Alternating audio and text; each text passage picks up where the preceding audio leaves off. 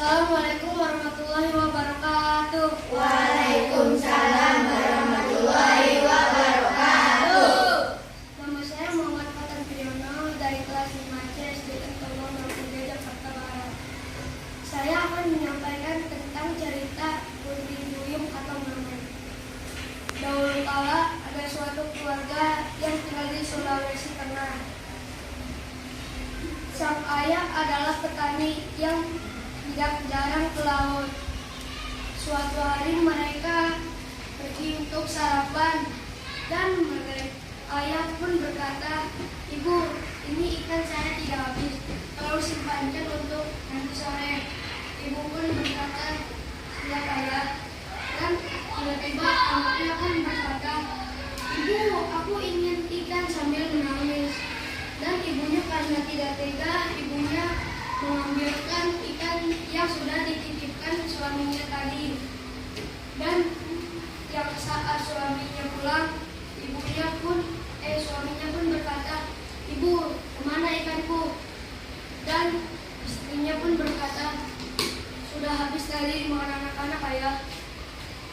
Ayahnya pun berkata, "Kok bisa? Kan saya sudah bilang, simpankan untuk nanti saya sore makan." Dan ibunya pun menunggu sampai emosi ayahnya reda, dan sampai kunjung malam pun emosi ayahnya tidak reda-reda. Dan paginya ibu sengaja untuk bangun lebih pagi karena ingin mencari ikan untuk menebus kesalahannya. Dan anak-anaknya dan ayahnya pun bertanya-tanya kemana ibunya. Anaknya bertanya kepada ayahnya, "Ayah, ibu kemana?" Ayah pun berkata, "Mungkin ibu lagi ke pasar untuk membeli ikan, kan kalian kemarin ingin minta ikan." Dan mereka pun memeluk ibunya. Secara tiba-tiba dari kulit ibunya keluarlah sisik, dan anaknya kaget dan mendorong ibunya. Dan anaknya pun tidak percaya, dan akhirnya ibunya tidak bisa tinggal di darat lagi. Dan ibunya bersedih, dan sekarang dia menjadi putri duyung. Dan dia akan keluar kalau sedang dicari dengan anaknya saja.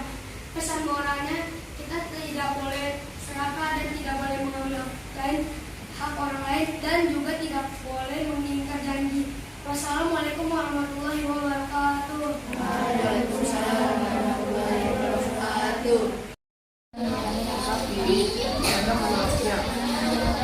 Allah pun menurunkan azabnya dengan hujan api kepada mereka hingga musnahkan penduduk Madian.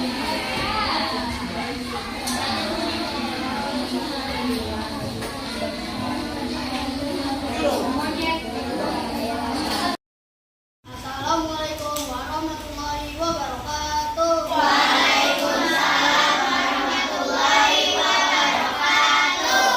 Perkenalkan, nama saya Gigi Putra Pratama dari kelas 5C dari SDN Tomang 3 Jakarta Barat. Saya akan menyampaikan kisah tentang Nabi Isa. Keluarga Imron adalah keluarga yang dihormati di Palestina. Keluarga Imron taat beribadah, dan dia tinggal bersama istri yang bernama Hana, dan mempunyai anak bernama Maryam.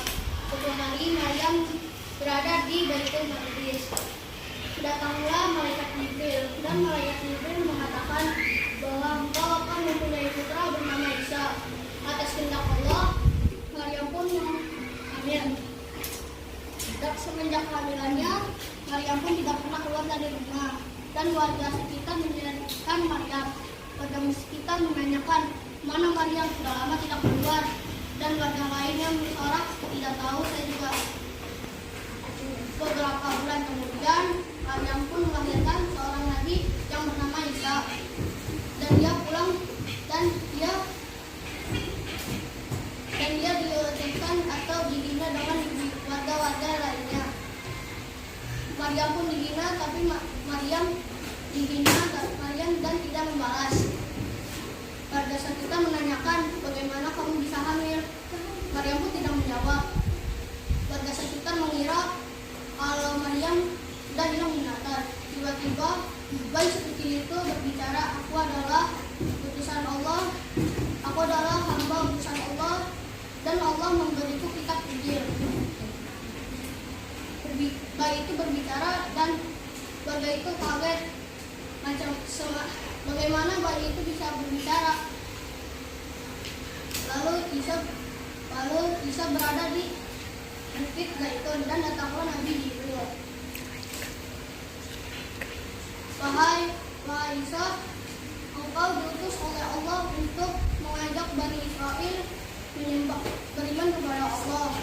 Kita tidak boleh mengkhianati orang lain. Terima kasih. Wassalamualaikum warahmatullahi wabarakatuh. Waalaikumsalam warahmatullahi wabarakatuh.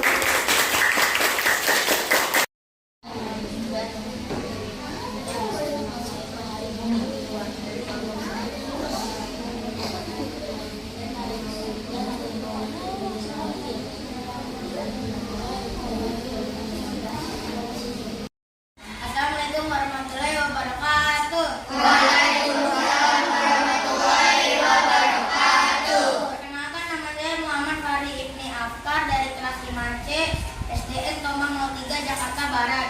Saya akan menceritakan buku yang berjudul Kancil Melawan Harimau. Pada suatu hari di hari Minggu, Kancil ingin berjalan-jalan ke padang rumput yang berada di pinggir sungai. Saat Kancil berlari-lari di padang rumput yang luas. Saat menjelang sore, Kancil ingin pulang. Saat dia pulang, dia berlari-lari ingin pulang. Saat dia pulang, dia berhenti sejenak ingin memakan daun muda yang dia lihati. Dan saat dia memakan daun muda itu, ada suara mengaum yang sangat besar. Kancil pun terkejut dan bergemetar. Dan dari semak-semak pun keluar satu ekor harimau. Dan Kancil pun terkejut.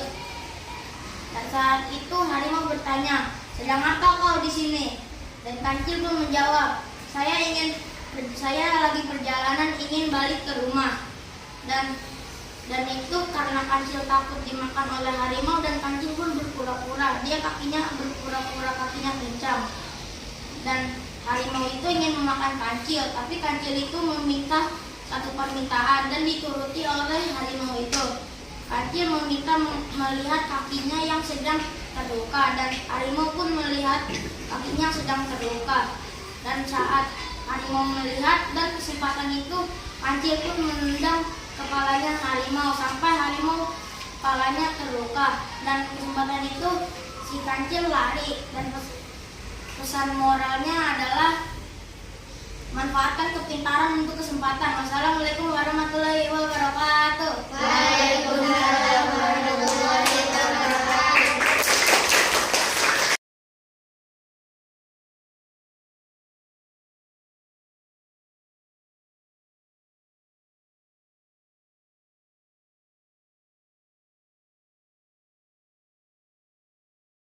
Assalamualaikum warahmatullahi wabarakatuh. Waalaikumsalam warahmatullahi wabarakatuh. Perkenalkan, nama saya Arden Muhammad Nugroho dari SDN Tomang 03. Saya akan menceritakan tentang Nabi Syuaib alaihissalam. Nabi Syuaib alaihissalam diutus Allah untuk berdakwah di negeri Madian. Nabi Syuaib terkenal ramah dan penyabar. Ia pun cerdas dan taat kepada Allah Subhanahu wa Ta'ala.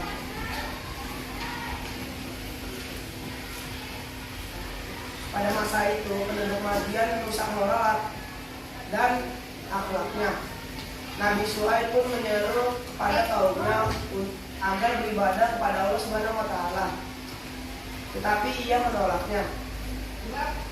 Allah pun menurunkan azabnya berupa hujan api hingga memusnahkan penduduk Madian. Pesan moralnya adalah kita tidak boleh menyembah patung berhala dan kita harus bertakwa kepada Allah Subhanahu wa Ta'ala. Assalamualaikum warahmatullahi wabarakatuh. Waalaikumsalam warahmatullahi wabarakatuh.